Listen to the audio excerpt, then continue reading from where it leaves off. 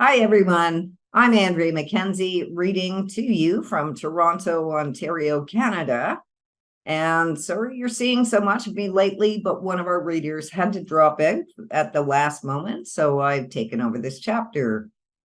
Tonight, I'll be reading chapter 12, Leslie Comes Over, of L.M. Montgomery's Anne's House of Dreams.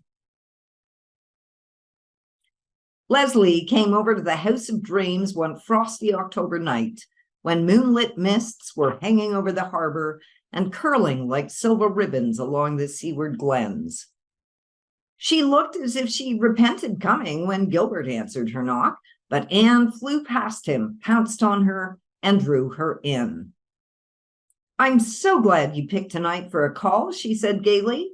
"I made up a lot of extra good fudge this afternoon, and we want someone to help us eat it.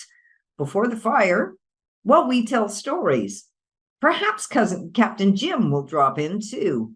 This is his night." "No, Captain Jim is over home," said Leslie. He made me come here," she added, half defiantly. "I'll say a thank you to him for that when I see him," said Anne, pulling easy chairs before the fire. "Oh, I don't mean that I didn't want to come," protested Leslie, flushing a little. I've been thinking of coming, but it isn't always easy for me to get away." "Of course it must be hard for you to leave Mr. Moore," said Anne, in a matter-of-fact tone.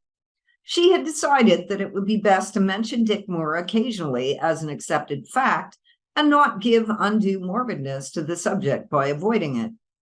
She was right, for Leslie's air of constraint suddenly vanished. Evidently, she had been wondering how much Anne knew of the conditions of her life and was relieved that no explanations were needed. She allowed her cap and jacket to be taken and sat down with a girlish snuggle in the big armchair by Magog. She was dressed prettily and carefully, with the customary touch of color in the scarlet geranium at her white throat. Her beautiful hair gleamed like molten gold in the warm firelight. Her sea blue eyes were full of soft laughter and allurement. For the moment, under the influence of the little house of dreams, she was a girl again. A girl forgetful of the past and its bitterness. The atmosphere of the many loves that had sanctified the little house was all about her. The companionship of two healthy, happy young folks of her own generation encircled her. She felt and yielded to the magic of her surroundings. Miss Cornelia and Captain Jim would scarcely have recognized her. Anne found it hard to believe that this was the cold, unresponsive woman she had met on the shore, this animated girl who talked and listened with the eagerness of a starved soul. And how hungrily Leslie's eyes looked at the bookcases between the windows. "Our library isn't very extensive," said Anne, "but every book in it is a friend. We picked our books up through the years, here and there, never buying one until we had first read it and knew that it belonged to the race of Joseph." Leslie laughed, beautiful laughter that seemed akin to all the mirth that had echoed through the little house in the vanished years. "I have a few books of Father's, not many," she said. "I've read them until I know them almost by heart. I don't get many books. There's a circulating library at the Glen store, but I don't think the committee who picked the books for Mr. Parker know what books are of Joseph's race. Or perhaps they don't care. It was so seldom I got one I really liked that I gave up getting any."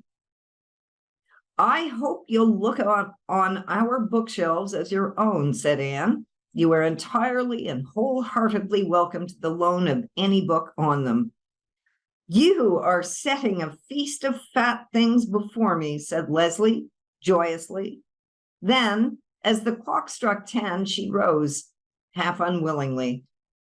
"I must go. I didn't realize it was so late. Captain Jim is always saying it doesn't take long to stay an hour, but I've stayed too. And oh, but I've enjoyed them," she added frankly. Come often, said Anne and Gilbert. They had risen and stood together in the firelight's glow.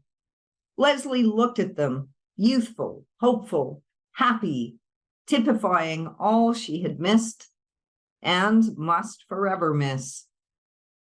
The light went out of her face and eyes. The girl vanished. It was the sorrowful, cheated woman who answered the invitation almost coldly and got herself away with a pitiful haste. Anne watched her until she was lost in the shadows of the chill and misty night.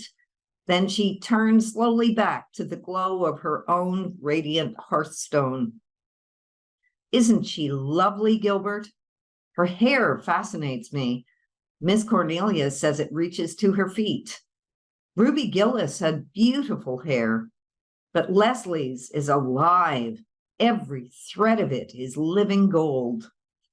She is very beautiful, agreed Gilbert, so heartily that Anne almost wished he were a little less enthusiastic. Gilbert, would you like my hair better if it were like Leslie's? She asked wistfully. I wouldn't have your hair any color but just what it is for the world, said Gilbert, with one or two convincing accompaniments. You wouldn't be Anne if you had golden hair or hair of any color but red, said Anne with gloomy satisfaction. Yes, red, to give warmth to that milk-white skin and those shining gray-green eyes of yours.